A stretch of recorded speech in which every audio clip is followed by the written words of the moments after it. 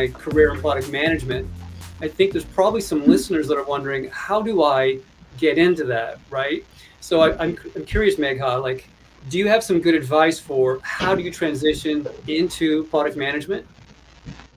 Yeah, sure. So, like we have talked, product management is a pretty broad role, and there are some skill sets that are key, but you can come from any industry, pick your own path, make your path into product management. So I think the key is like how you try to solve the problem at hand from a customer or a business point of view, and how do you bring that problem, break it down into pieces, prioritize, and work with the different stakeholders. So if you can do that and sell that vision and that product to your customers, you're in a very sweet spot. So getting into product management today is not so hard. You can come from any industry if you have some of those skills overlapping.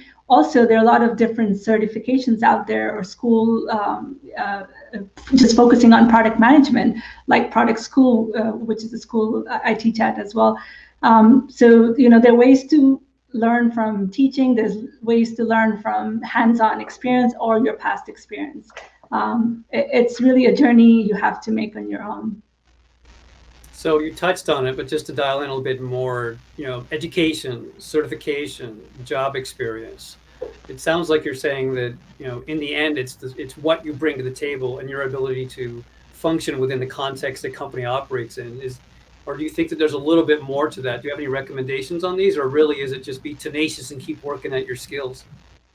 It's also where you want to go and if it's the right fit for the company. So if you are from a technical background and there is a company looking for a technical PM, that might be a good fit and you can make that happen. But I've also seen great product managers coming from customer success teams who are used to talking to customers day in and out, and they know the needs of the customers, and they sometimes even move within the company. I've also seen great PMs coming from the analytics background. So they could be data analysts and they know how to work with the data. And there could be great growth PMs for a company that fits that need. So it's really trying to figure out what your superpower is, what your experience is, and what the need of the company is, and make that work. Excellent. I think it's good, like the know thyself, right? What are you good at?